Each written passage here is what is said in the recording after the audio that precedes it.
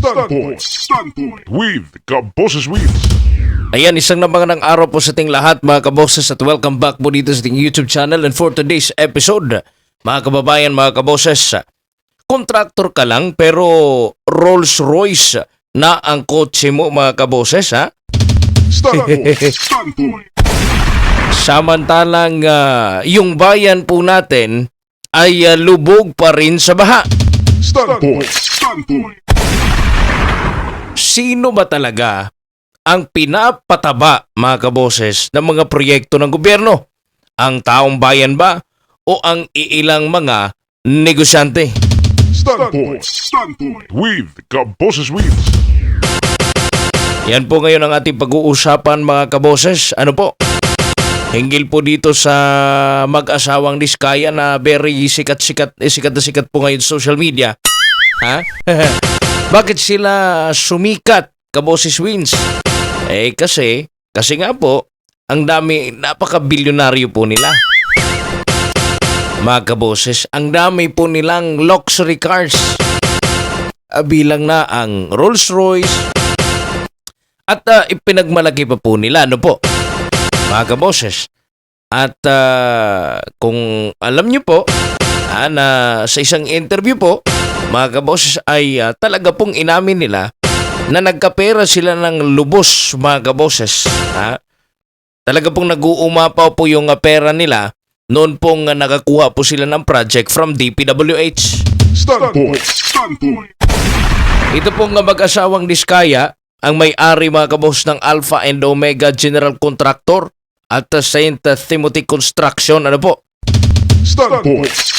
Na kasama po mga kabos sa top 3 contractors ng DPWH, ano po, na pinangalanan po ni Presidente Bongbong Marcos Jr., mga kaboses, na nakakahakot po ng malalaking proyekto ng nito pong flood control project, mga kaboses. Standpoint. At yun po, ayon po sa BIR, Bureau of Internal Revenue, mga kaboses, ni BIR Commissioner Lumagi Jr., mga kaboses, ay isasama na sila mga kaboses sa isa pong malalimang investigasyon. Standpoint with Kaboses Wheels. Ang target, makita mga kaboses kung may anomalya sa tax record at sa mga kontratang hawak nila. Kaya po natin sinabi mga kaboses na napakasikat itong pamilyang ito. Imagine, napakarami pong hawak nilang company raw po mga kaboses, allegedly. Ano po?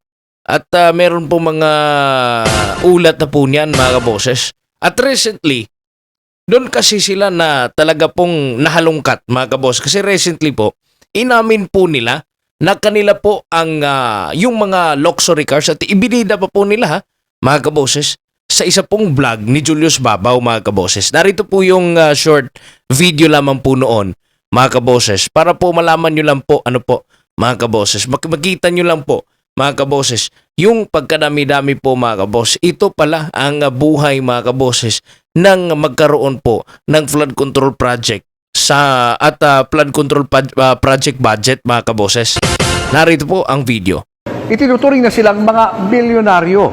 Paano ba nila ito nagawa? Gano'ng karami kotse meron kayo? Parang dito sa baba, See? parang personal use lang namin, nasa 30 plus na yata siya. Wow. 40. Mga 40 plus. Ano klase mga sasakyan to?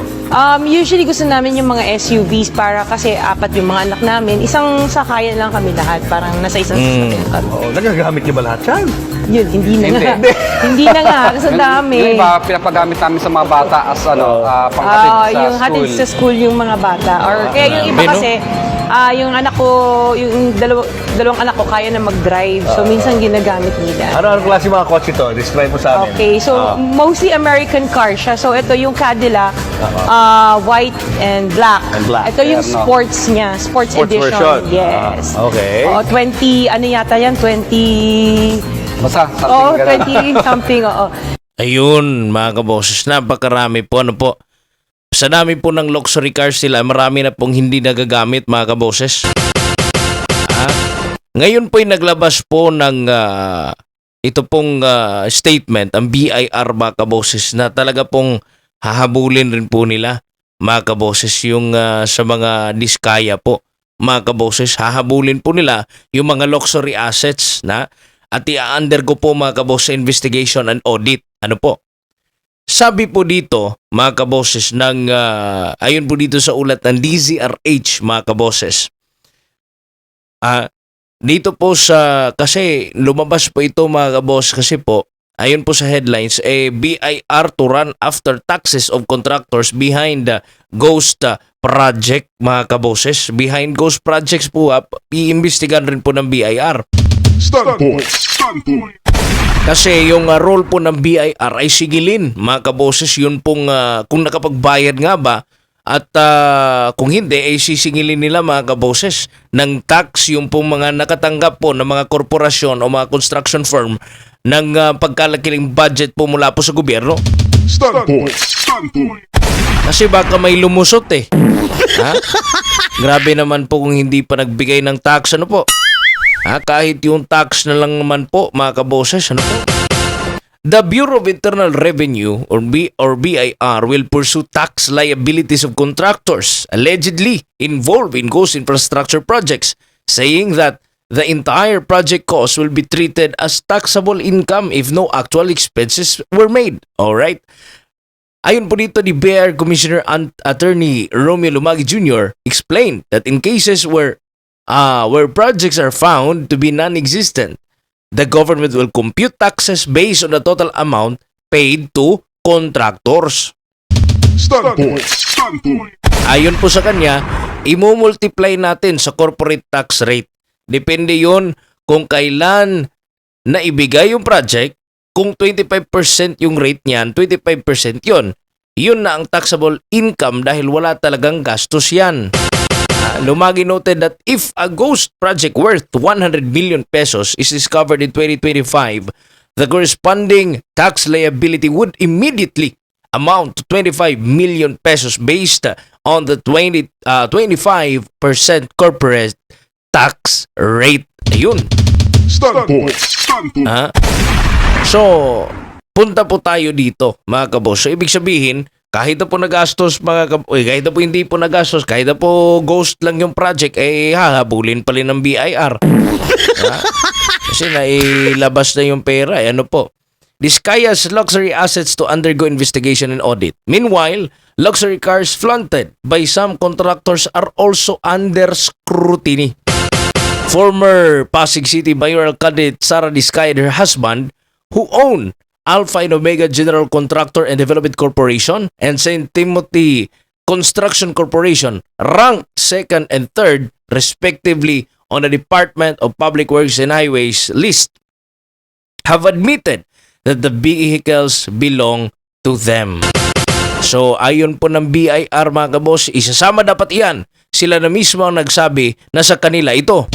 Standpoint. Standpoint. Kasi ang katanungan po mga kaboses, sapat ba yun pong income kinikita po ng isang kontraktor mga kaboses na makabili ka agad no sa madaling taon lang mga kaboses, real quick ha. Imagine 40 plus mga kaboses ha, sila mismo nag-amin yung plinay natin na mga luxury cars. Ang mahal-mahal po nun mga kaboses. Ilang milyon po ang nagastos at naibili doon. Standpoint. Standpoint. Kasi baka doon na punta no? Yung sanay sa flood control. Hindi na nahiya itong mga taong ito. Standpoint. Standpoint. Grabe. The BIR is currently consolidating documents from the Department of Public Works and Highways and other agencies to validate project payments. Lumagi assured that contractors will still be given due process but stress that ghost projects are a high priority audit case. Kasi ang tanong, bakit naging ghost project? Kinamkam nyo ba diretso yung pera ng bayan? Standpoint. Standpoint. Kung ito sana mga diskaya pumunta mga kaboses noon po sinitiring, hindi sana mamasabi nila po o ma-explain po nila ang side nila. Hindi dumalo ha? Mga kaboses, hindi po dumalo. Eh, sana kung dumalo sila, eh di nasabon sila ni Marcoleta. Mga kaboses. So, ano ang problema dito? Ano po?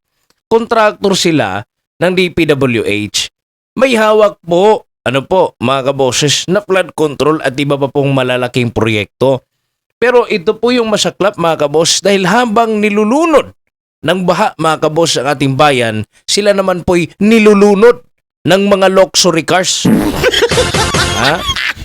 Stunt Boys. Stunt Boys.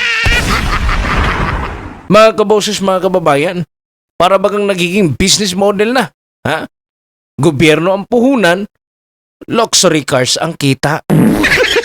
Ha? Stunt Boys. Stunt Boys. Kung mapatunayan, mga kaboses, totoo nga po itong ghost projects. Malinaw po, mga kaboses, na hindi bayan ang natutulungan ng ating gobyerno, mga kaboses, kundi itong ilang contractors lang.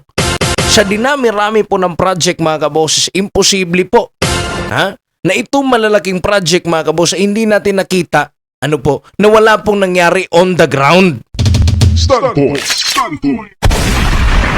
Ha? Isipin nyo, mga kaboses, kung may Rolls Royce, mga kaboses, at mga luxury cars, naku po, ilang eskwelahan na sana o health center, mga kaboses, yung pong sana na itayo po ng gobyerno.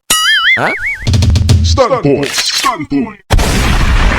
Habang nilalaro ang bilyones, ordinaryong Pilipino pa rin po. Mga kabos, mantakin nyo po ito, tayo po ang nagbabayad ng buwis. Kaya tama po, itong si Commissioner Lumagi, na walang makakalusot, mga kabos, pero ang tanong po natin, hanggang contractors lamang ba ito? O may mga padrino rin sa gobyerno na nakikinabang? Ano po? Stunt Boys. Stunt Boys. Kasi bakit ito napapabayaan? Ngayon lang sila gumalaw mga kaboses. Kayo, mga kababayan, mga kaboses, tanong ko sa inyo, i-comment nyo sa baba yung mga kasagutan ninyo. Sa tingin nyo ba ay sapat na ba na contractors lang ang tutukan po ng BIR? O dapat isama rin ang mga opisyal ng gobyerno na pumapabor sa kanila? At kayo mismo, naniniwala ba kayo na kaya nilang linisin ang DPWH kung hindi gagalawin ang mga lalaking isda, mga kaboses? Stunt Boys. Stunt Boys. Gusto ko pong marinig ang pulso po ninyo, mga kaboses, dito. Paki-comment po sa baba, mga kaboses, mga kababayan, ano po, para po mamakita natin kung ano po yung opinion po ninyo regarding po dito sa issue na ito. Mga kababayan, mga kaboses, kung ang mga kontraktor ay nakaka-Rolls Royce dahil sa proyekto ng gobyerno, ang bayan naman, nagkakabaha at nakakabutas ng bulsa, mga kaboses. Ang tawag yan, hindi flood control, kundi people control. Stunt Boys. Stunt Boys. Maraming salamat po, mga kaboses, sa inyong pakikinig at panonood dito po sa ating programa sa Standpoint Analysis, mga kaboses. Nga pala, paki-subscribe at click the notification bell po para notified po kayo sa lahat po natin ng mga uploads, mga kaboses. God bless po sa inyong lahat. Ako po si Kaboses Wins at ito po ang Stand Point, mga kaboses. Stunt Boys. Stunt Boys. With Kaboses Wins.